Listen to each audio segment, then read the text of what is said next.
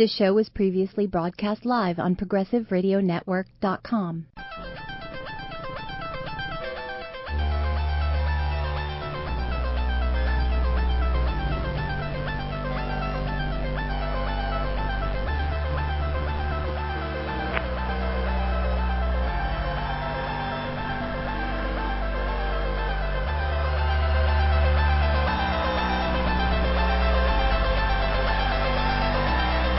Welcome to Expanding Mind. I'm your host, Erik Davis, and this week we'll explore another dimension of the culture of consciousness.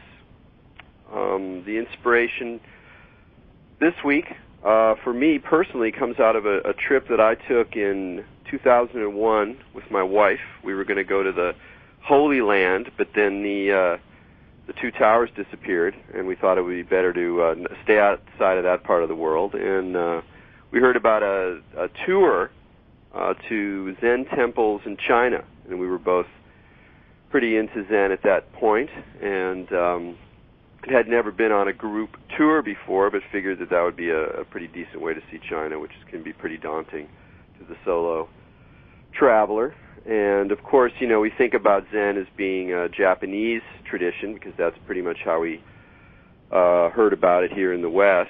But, of course, its origins lie in China, and there's actually tons of sites in China that reflect Zen's history there. So we went on this wonderful tour, and on the tour was a fellow who was co-leading it named Bill Porter.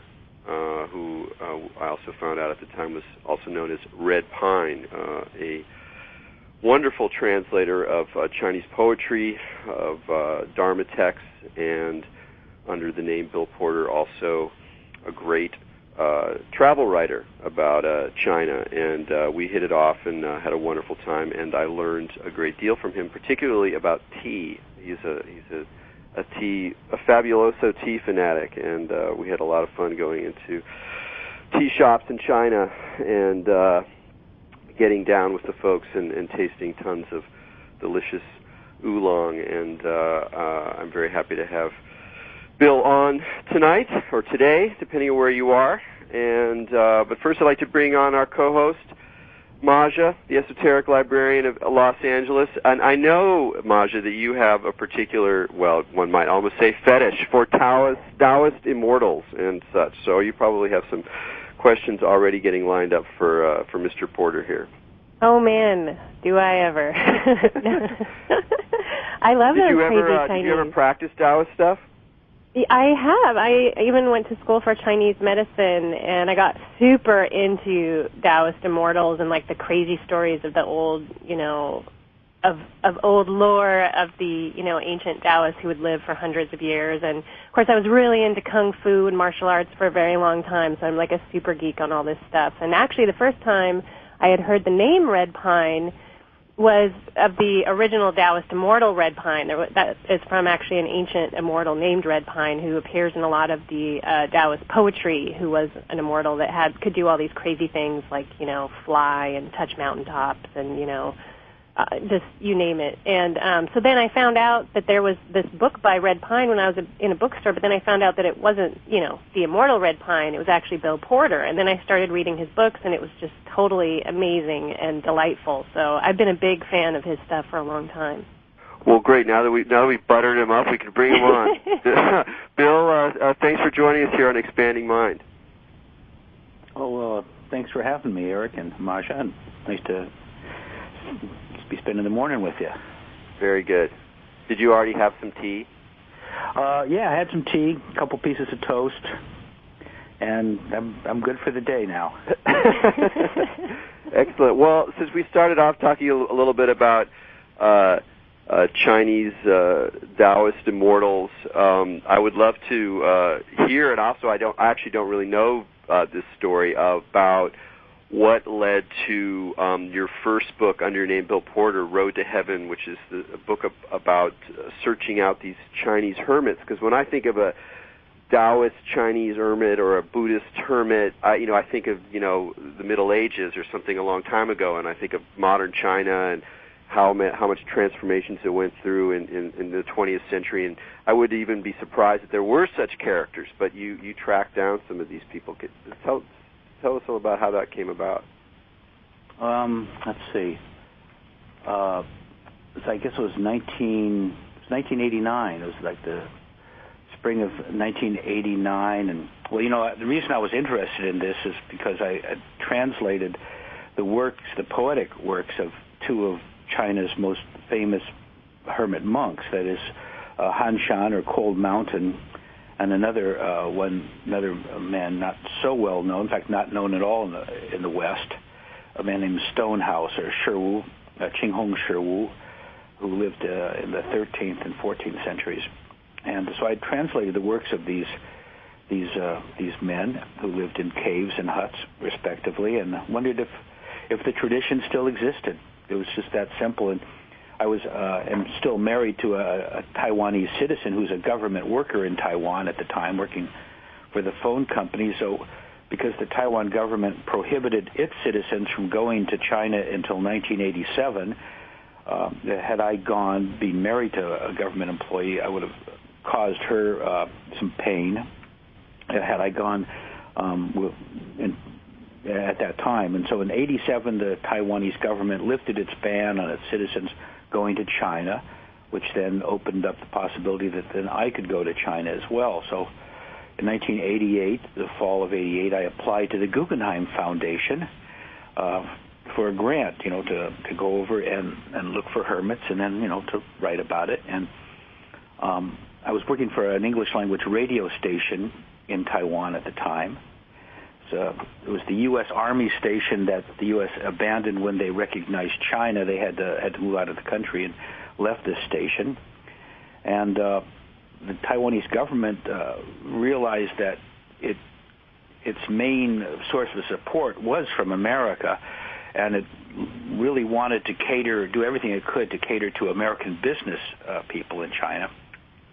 So instead of taking over the radio station, they set it up as a nonprofit.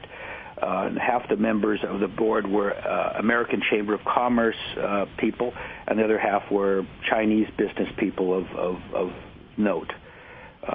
And so they ran the station, and because it was uncensored, both the news and the music, we had this huge audience. It was the biggest radio station in Taiwan. Millions of listeners at any particular moment of the day. We always had 2 or 3 million people listening. So a huge listenership. And so I worked for this radio station. I was in charge of local news, news about Taiwan, and I did interviews too. Of course, I was restricted to interviewing people who spoke English, but any prominent figure in Taiwan spoke English. And so one of my interviews in the March of '89 was with the son of the richest man in Taiwan. This man was Winston Wong, head of Formosa Plastics, Nanya Plastics, biggest plastics maker in the world. And so toward the end of our interview, I asked him, said, "So what would you tell a graduate today?" And he caught my little joke immediately. He'd been educated in the West. He had 2 PhDs from England. He knew I was referring to the movie The Graduate, and about that little line like, plastics, son, plastics. And so, but instead of saying plastics, son, plastics, he said I would tell them to follow the Tao. And I was so impressed with that. After the interview was over, we chatted on a little bit, and I said, this is probably my last interview because in the next week or so I should be getting the award letter from the Guggenheim Foundation. And we had such a good time chatting. He said, "Hey, look, if they don't give you the money, I will." And of course they didn't.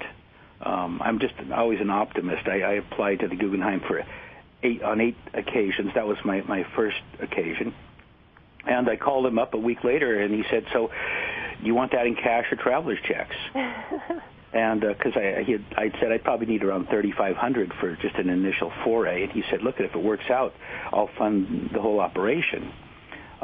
So I called up a friend in America who's a photographer, a friend of mine, and said, "Hey, we got money for a trip to China. You want to take pictures?" And so this is a man named Steve Johnson, lives here in Port Townsend, one of my neighbors. He still has his darkroom in my basement. So we showed up in Hong Kong and went off to China together, and it was May Day of 1989, and to look for hermits. Now, did you have any sense that you might find? Did you think it might be like a fool's? Of course it was. In fact, my last interview was the interview after Winston Wong was with the man who was in charge of all of Taiwan's affairs with mainland China, and the man's name was Ma Ying-jeou. Ma Ying-jeou is currently the president of Taiwan. And I figured he must know something about conditions in China since that's his job. So I told him what I was planning to do, and he said, "You're crazy." He says, "There's not even any real Buddhist or Taoists in China, much less hermits." So he said it was a stupid idea. But anyway, I had a free ticket, so we went up to Beijing, and I thought that would be a good place to begin, not looking for hermits, but just trying to get some connections. And I just happened to walk into this one monastery that was the headquarters of the Buddhist Association in China. It was located in the monastery, and one of the young monks saw me wandering around and said, "Oh, you must meet the master." So he introduced me to the abbot of the temple, a man named Jing Hui. And I started talking to him about my project. And he says, "Oh, I think I've heard about hermits still in China, in the Zhongnan Mountains south of Xi'an." Anyway, so I went down to I didn't know where the Zhongnan Mountains were at all. I'd never heard of them, but went down to the Zhongnan Mountains, got a taxi driver to drive me to the foot of, this is a mountain range that's 800 kilometers from east to west and 150 kilometers north to south. So it's a huge range of mountains. So I didn't know where to go. So he just took a taxi to the foot of where a road ended, and I told the taxi driver to come back, pick me up in 2 days. And Steve and I hiked up this trail that herb collectors used, and about an hour later, we were writing down hermit addresses. We found a mother lode of hermits in China. Amazing. In fact, in this one county alone, there were at least 500 hermits. It barely counts as hermit anymore. Well, there's lots of mountains. We don't really think about it because we say, well, China, there's a couple billion people, but there's lots of mountains in China. And nobody really wants anything to do with the mountains. Right now, they're just now developing the idea, the system of national parks, nature reserves, and so forth. So some of these areas are being cordoned off. But there's anybody who wanted to, until recently, who wanted just to go into the mountains and build a hut was pretty much free to do so. In fact, there's still a lot of freedom in this regard in China. Because they see it as a part of a spiritual quest. So the hermit tradition, anyway, I found out was alive and well in China and had not really been affected by the Cultural Revolution. Well, how, for the people doing it, I mean, if you think about a rough equivalent in India, say the sadhus who sort of live, as hermits or as wanderers, and some of them are like deeply devoted.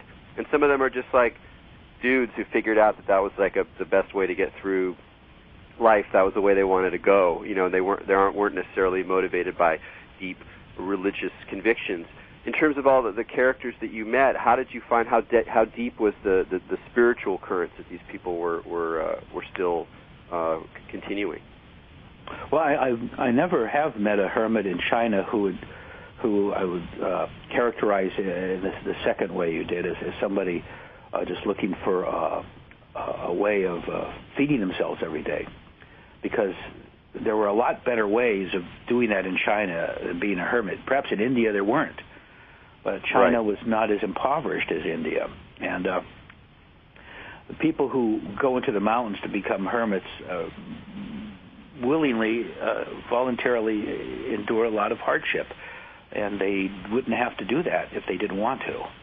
So, well, it's funny too because everyone seems to go to India looking for gurus and the mountain men and those kind of like mountain hermits, but everyone's like could care less about hermits in China. Like people don't even make that association with the spiritual man of the mountain hermit in China. They just go to India and think they're all over there.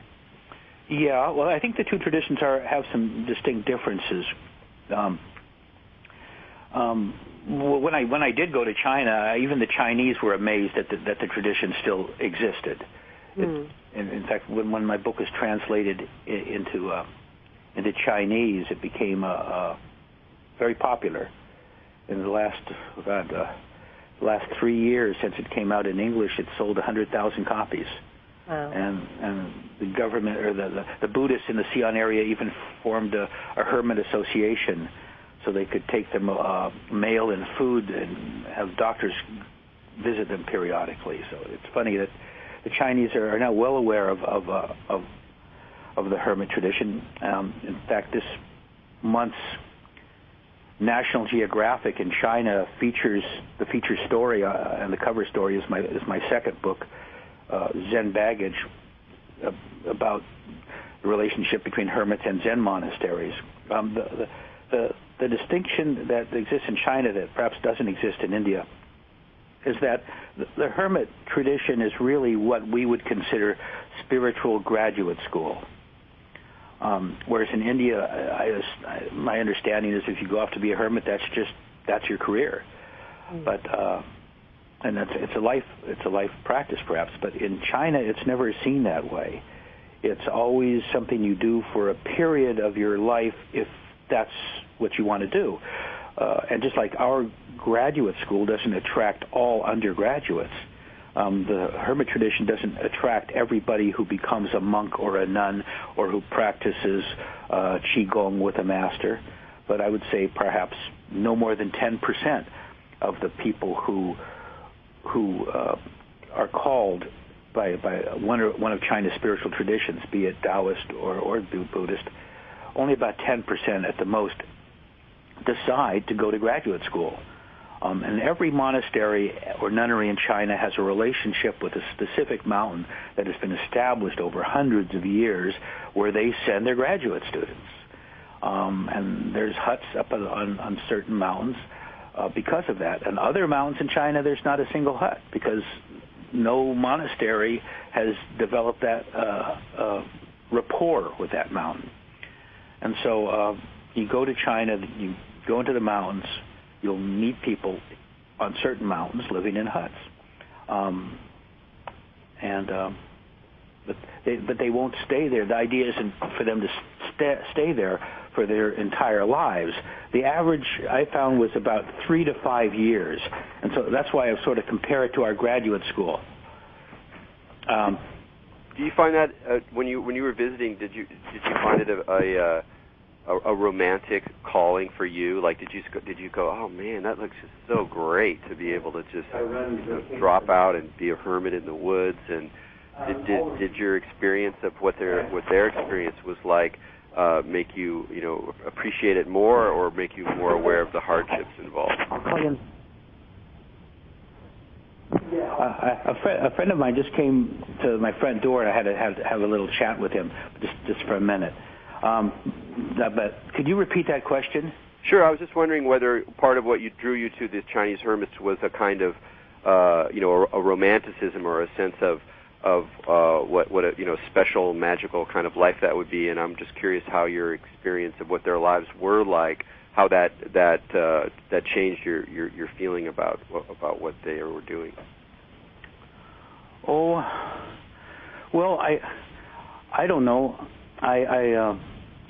We all have different personalities, and I've always been an outsider personality. That is, not one who joins groups or feels at home in a group. So I've always been sort of a loner or an outsider.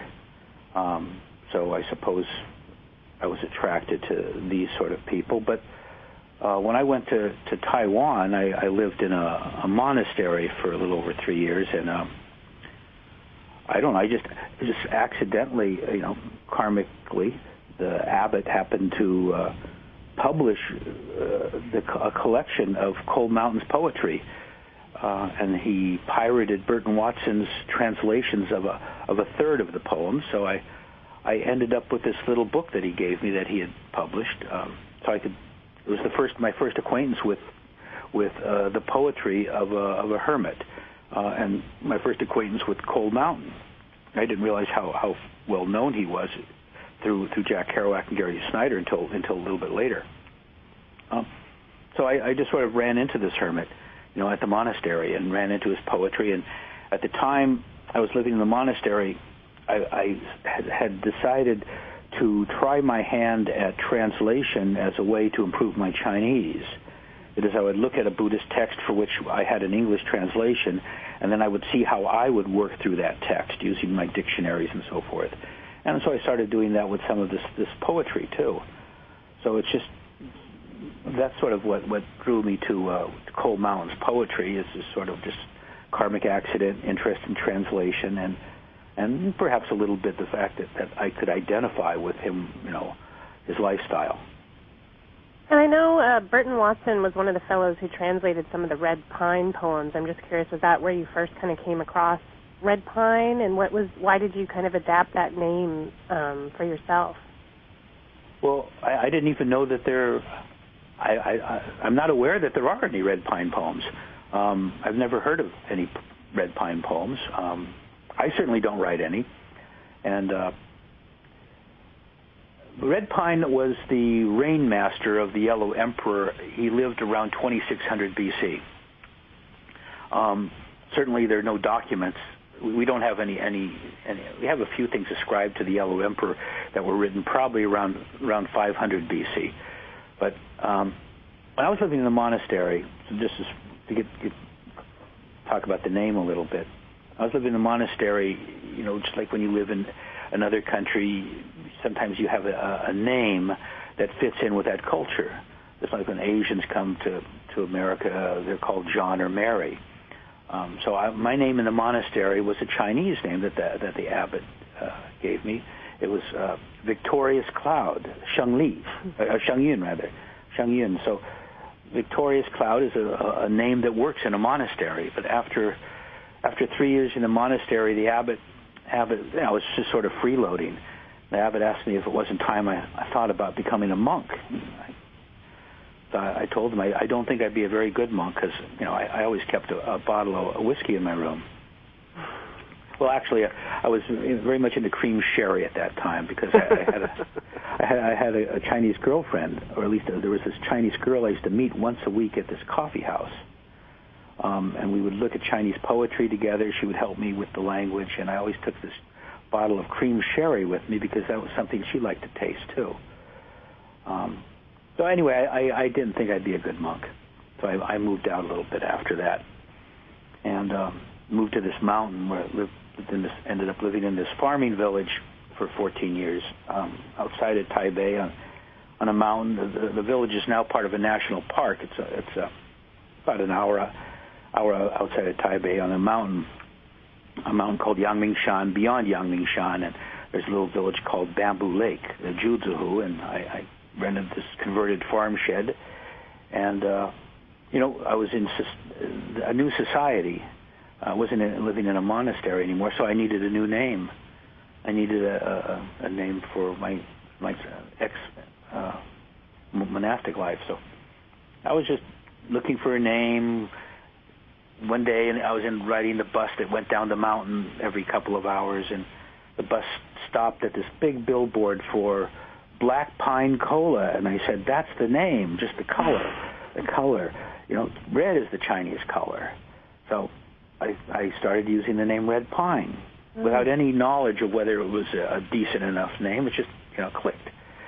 And then it was about 6 months later when I was translating or studying the poetry of Qu Yuan, who lived around 300 BC. I loved Qu Yuan's poetry. He was the first great Chinese poet.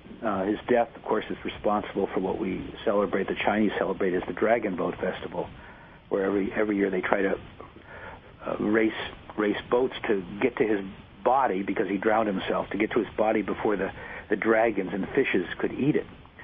So I was reading some Qu Yuan poetry, and I came across some commentary about Master Red Pine. Then I realized that Red Pine was a legitimate name. It had some sort of, you might say, a Taoist connection. And I just said, well, then I guess I could use it. so I started using it. Of course, Master Red Pine's name includes a z at the end of it. It's Chir-sung-zi, just like Confucius is Kung-zi. Lao Tzu is Lao Tzu. When you put that z at the end of a name, that means master. Master. Like Master Confucius, Master Lao for Lao Tzu, Master Red Pine, Chir-sung-zi. So my name's a little bit different. It lacked the master part. It was just the ordinary red pine. Anyway, I used it, got away with it. Nobody seemed to mind that I called myself Chir-sung. And when it came time, a couple of years later, I self-published my first little book, a book called The Ox Herding Pictures. And then at the same year, I was also publishing the first complete translation of Cold Mountains poetry. It came time to choose a name, and I began to realize how I work as a poet, as a translator, is more like a shaman works. That is to say, I'm very much dependent on lots of influences and forces that I can't even give a name to. So I decided to use the name. Can you talk a little bit more about that, Bill? Just like what about, because if you're not doing translating, you're not that familiar with the process of it. Could you just talk a little bit about your process in terms of allowing those other forces into your day-to-day grind? Well, I think every translator works differently, and I'd be surprised if any translator works like me. I mean, we're all drawn to a language for different reasons, and we have different appreciations for it, and then when we work that language into our own language, we have different agendas, whether it's a scholar or a poet or a religious person. I don't know how other translators work, but my way of translating is, the most important thing to me is to be open. I use a dictionary all the time. I mean, I've been studying Chinese, using Chinese for 40 years. It was 40 years ago this month. It was 40 years ago this month. I was filling in an application. I was getting a degree in anthropology at Santa Barbara. Decided I wanted to go to Columbia University to study with Margaret Mead and Ruth Benedict. And so I was filling out the application, and they had all these boxes you could check for financial aid, and there was this language fellowship. And so, well, I didn't know any languages, but you didn't have to know them. You just had to want to specialize in that. And I had just read a book by Alan Watts called The Way of Zen that I thought made just wonderful sense. And so I just checked that box and wrote in Chinese. And son of a gun, they gave me this 4-year fellowship to study Chinese and then anthropology in the anthropology department there. So that was my introduction to Chinese, just by pure accident. I had no interest in Chinese. I was interested in anthropology, and I needed some financial aid. But as I started studying at Columbia, I became less and less enthused about anthropology and more interested in Buddhism, especially Buddhist practice. That is meditation. I met a monk and would often spend the weekends in the countryside at his little retreat he had. And so I started meditating. And so when I went, eventually after 2 years at Columbia, I realized that getting a PhD in anthropology was a farce. It was not what enthused me at all. I didn't want to do it, so I just quit their program and went to this monastery in Taiwan. And so that is how I got interested, how I got connected with the Chinese language. But when I started translating, as I said earlier, I started it as a way just to improve my Chinese, to force myself to see whether I really understood something. Because you can think you can read a Chinese text or text in another language, but you don't necessarily really understand it unless you try to translate it. That sort of really puts the question to you about what words, how would you say this in English? And so I started doing that with sutras and with poetry. So it was a certain kind of literature. I wasn't doing novels or academic texts or anything like that. So it was the kind of literature that itself is very open. Any spiritual text or any poem, is like a jewel. You look at it in a different light. It looks very different from time to time. And so my approach to translation reflected that ambiguity, the fact that there's no one right way of ever translating anything, that it's always intuitive. It's always depends on how you're feeling that day, whether you're drinking bourbon or tea. And so I translate with that in mind. And I guess I've translated now for almost 30 years. 30 years. And about 7 or 8 years ago, there was this college in Boston called Smith College. It's a women's college. And they decided to hold this big conference on Chinese poetry, and they invited me, asked me if I would present a short paper on the art of translation. And I'd never thought about it. I had no idea what I did. I just translated, and then I had to sit down, and so I wrote this little 3-page paper that's floating around the web called "Dancing with the Dead." And that was when I realized that what I do as a translator is I'm attracted to a dancer. I see the movement of words on a page, and to me there's this beautiful movement going on. And what I want to do is I want to dance with that dancer. But in order to do that, I have to get past just the movement of that dancer, but I have to hear the music that they're dancing to. And so I tell people, for me, translation is like dancing. It's like most people think translation is dancing with your feet on top of somebody else's feet. That's called the literal, the accurate, and for many people, the good translation. And of course, there's always the sort of impressionistic translation where you're dancing across the room from somebody. But for me, translation is getting as close as I can to my partner, but not becoming that partner.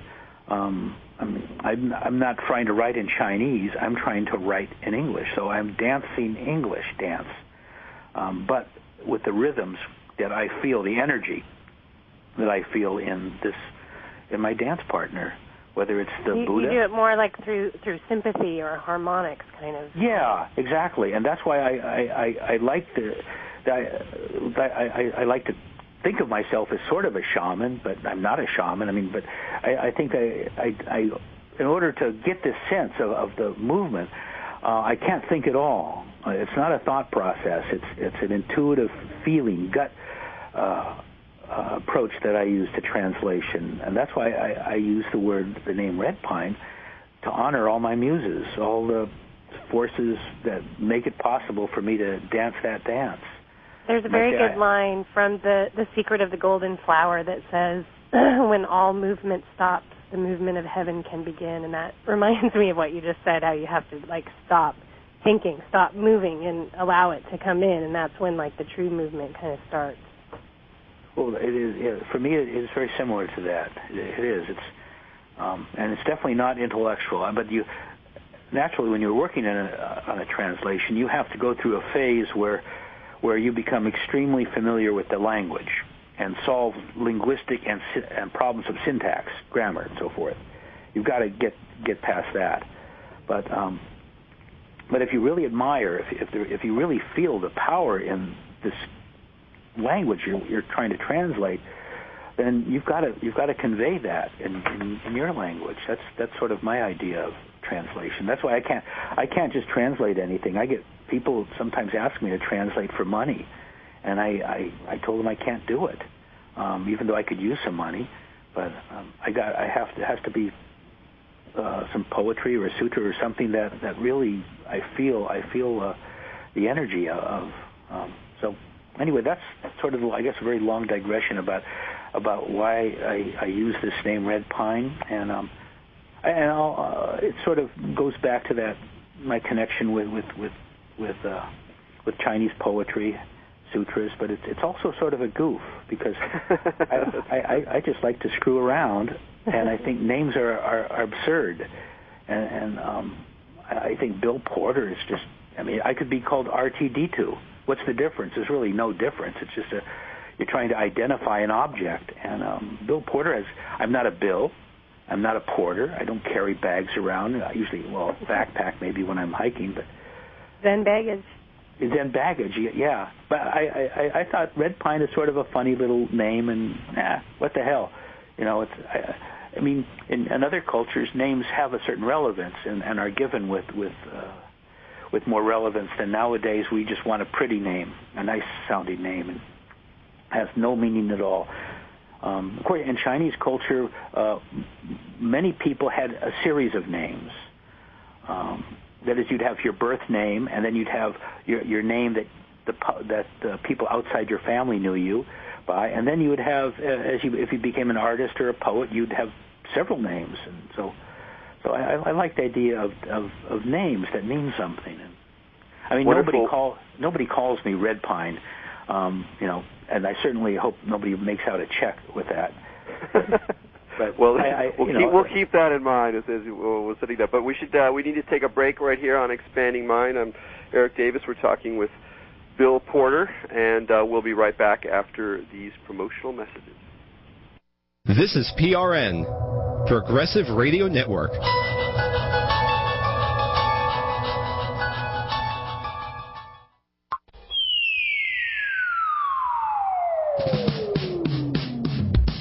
Thoughtful, provocative, cutting edge. The Ask Dr. Eisenstein Show. Other doctors will scare you of the disease. Dr. Eisenstein will scare you of their treatment.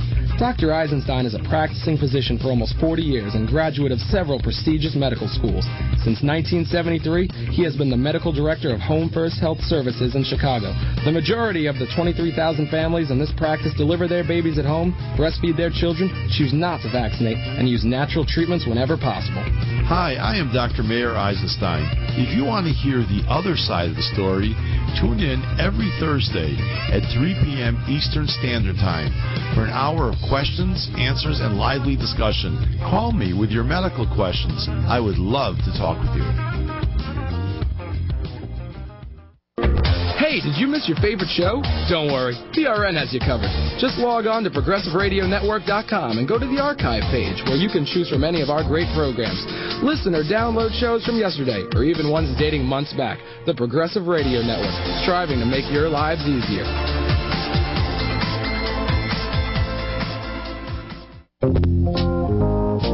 Hi, I'm Daryl Clark. Bob Levis. Ron Waits. And we're your Progressive News Weekly team here on Progressive Radio Network. Shank of the morning, the shank of the week. Wednesdays, 10 a.m., 11 a.m. We are you as if you had a mic in your hand the way we do. It's news you can use. News for you, by you, and of you. Grassroots activism. That's all she wrote, folks. Krishnamurti's dialogue is between him and us. Krishna. Krishnamurti's talks are about the art of living, which is greater than all things that human beings have created by mind or hand. Krishna. It's greater than all the scriptures and their gods. Krishna. It is only through the art of living that a new culture can come into being. Krishna. All existence is relationship. Without it, you cannot live. Krishna. There is only the actual and nothing else. Krishna. What is taking place now is free of time. Krishna. This is the evolution of our conditioning. Krishna. The art of living can come into being only when thought does not contaminate love. Krishna. Krishnamurti Talks, Thursday nights at 8 o'clock Eastern Standard Time. Become enlightened. Krishna.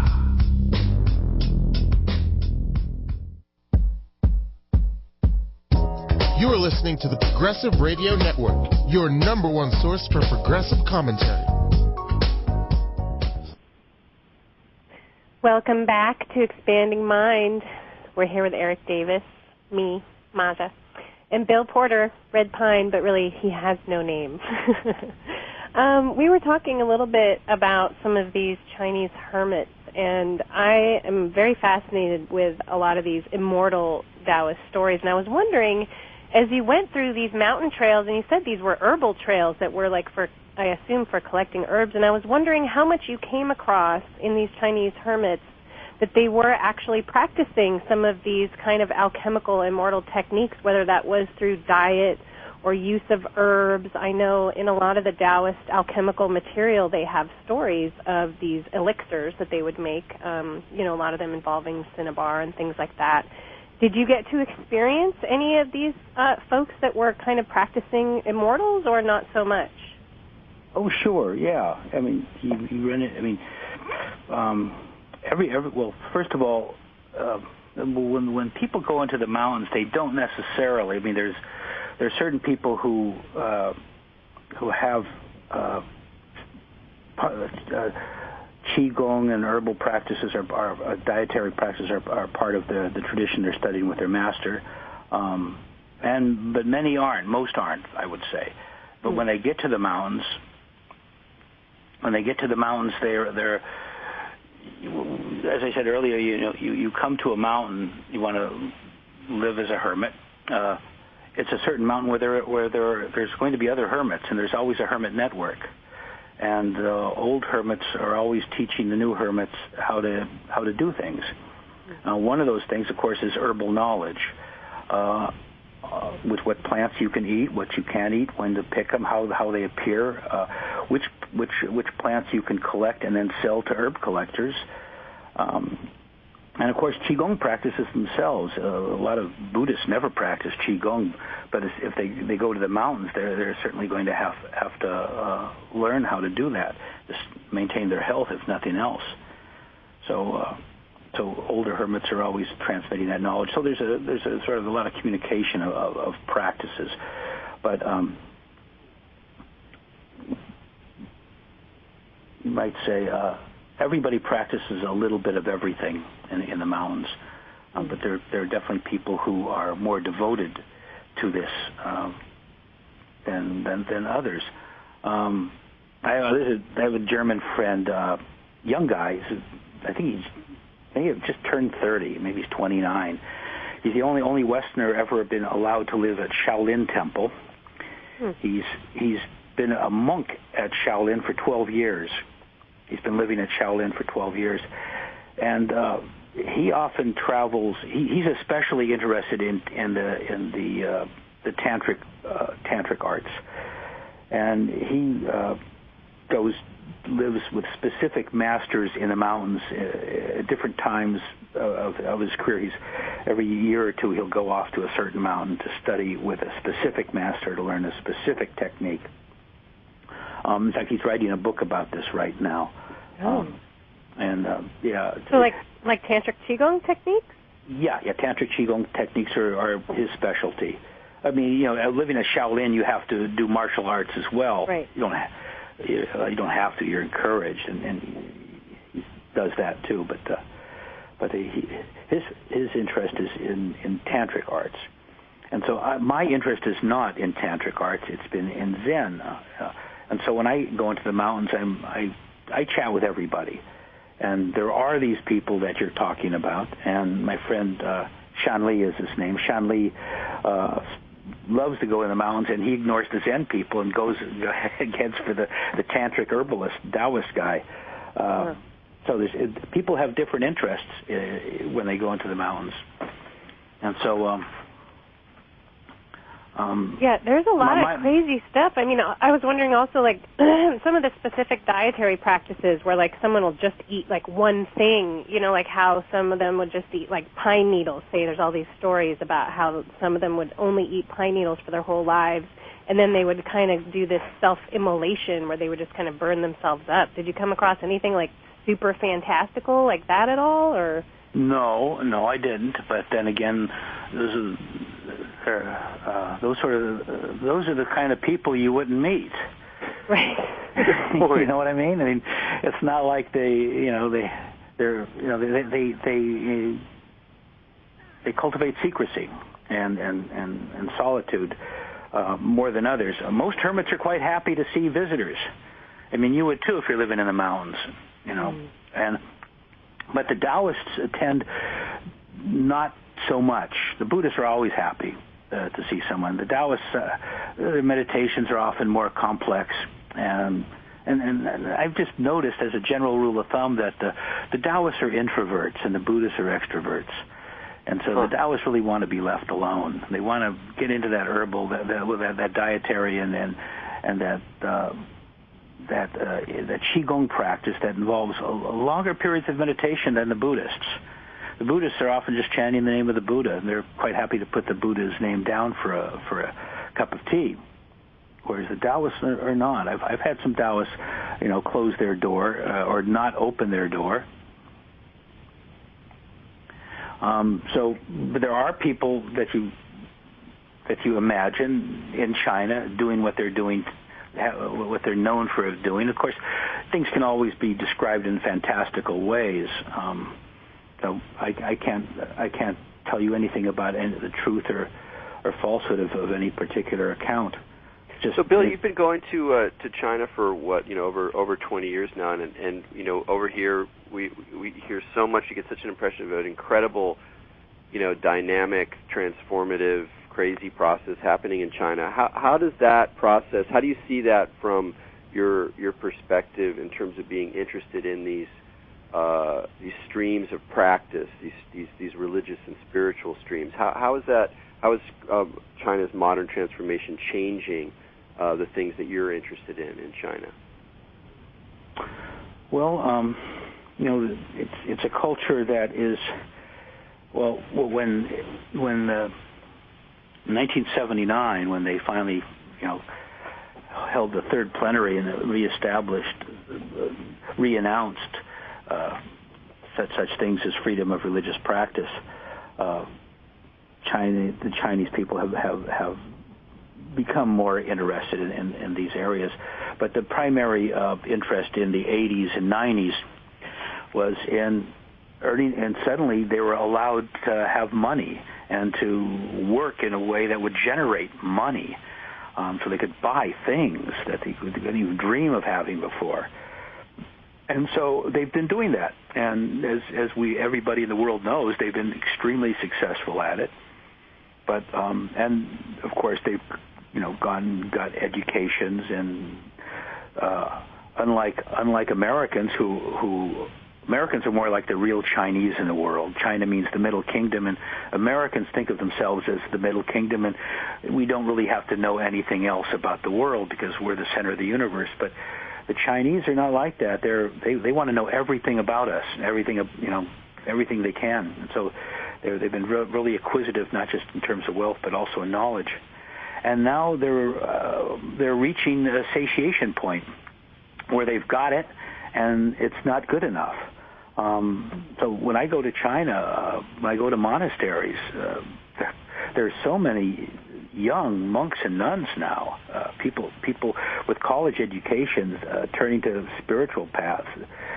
They've made their money, and they've realized it's not the satisfaction that they were hoping to get. I guess you could say that the Chinese are they're not quite doing what we were doing in the 60s. Maybe it's more like the 50s. I don't know.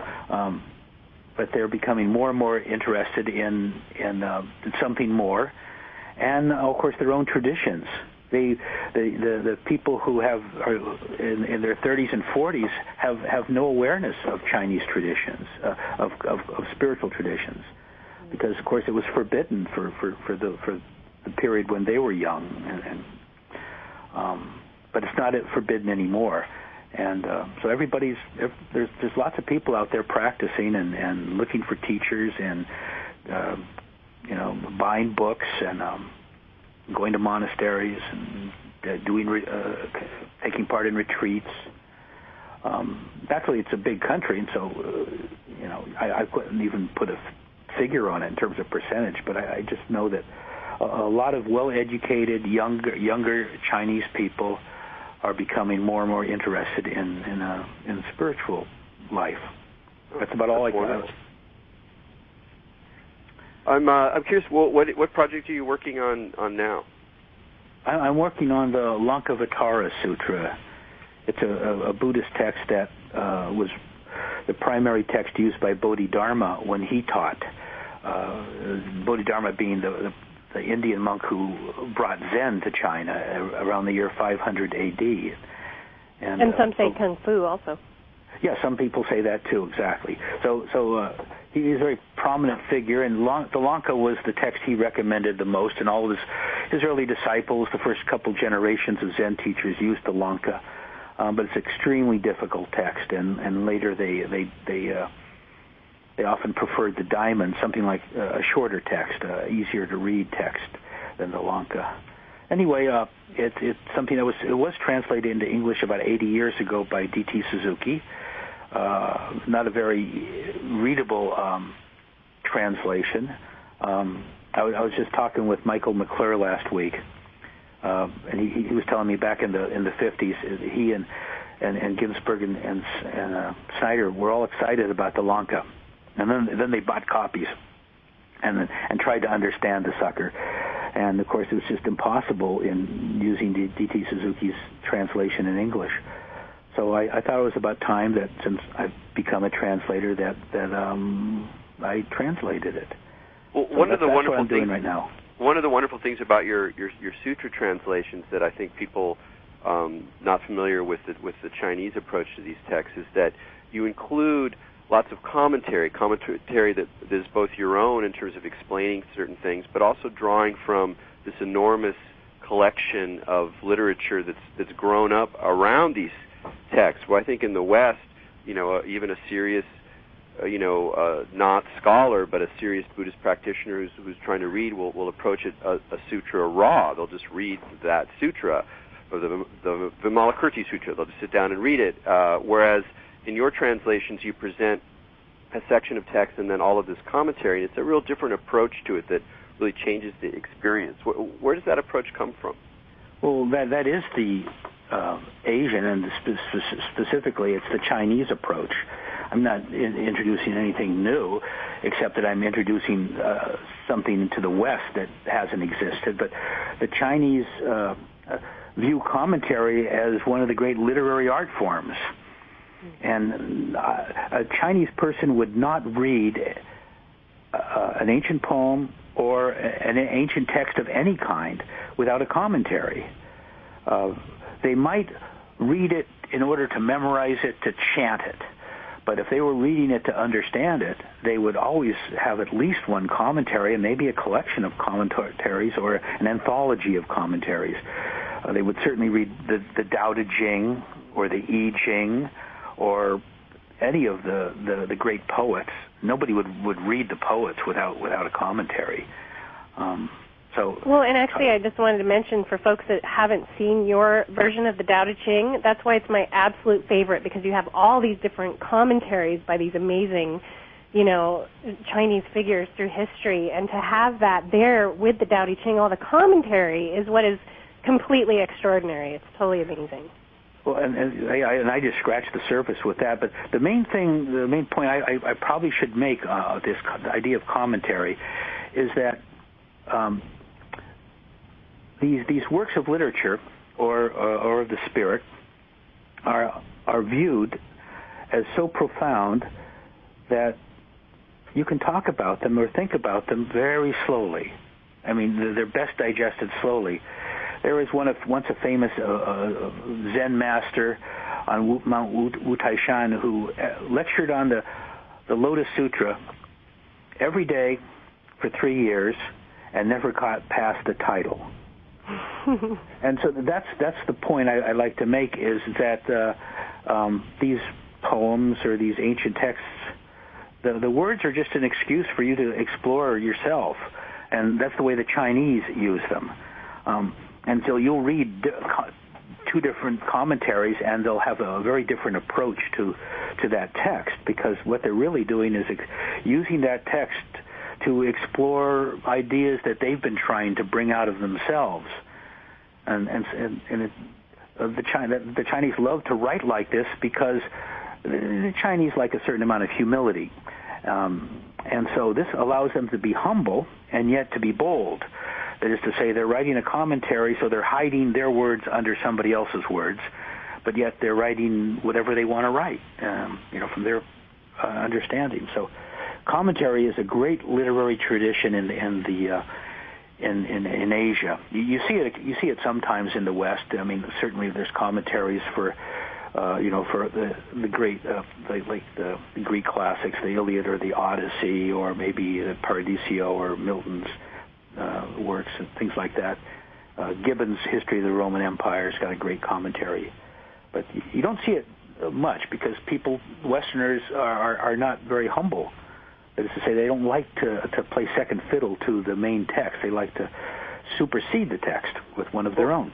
There's another aspect of that, which is that Buddhism in America, to talk particularly about it, is so associated with the idea of experience that if you're a Buddhist practitioner, even if you start reading, it's like everyone's going to let you know right off the bat that like you can't really get there in books. You have to do it outside of books. And so while that makes sense to some degree, because obviously you can get too caught up into words or intellectual concepts and not practice, but I think sometimes it goes too far and that it doesn't recognize the spirituality that is in reading, that is in language, that is in letting language work through you and change you from the inside. And that's clearly from what you've been talking about, both in terms of the commentary and even just the way that you translate, is that for you, the Dharma unfolds in many ways through your encounter with language, through words, through writing, through reading, and yet it's not a secondary process. It's at the core of the unfolding.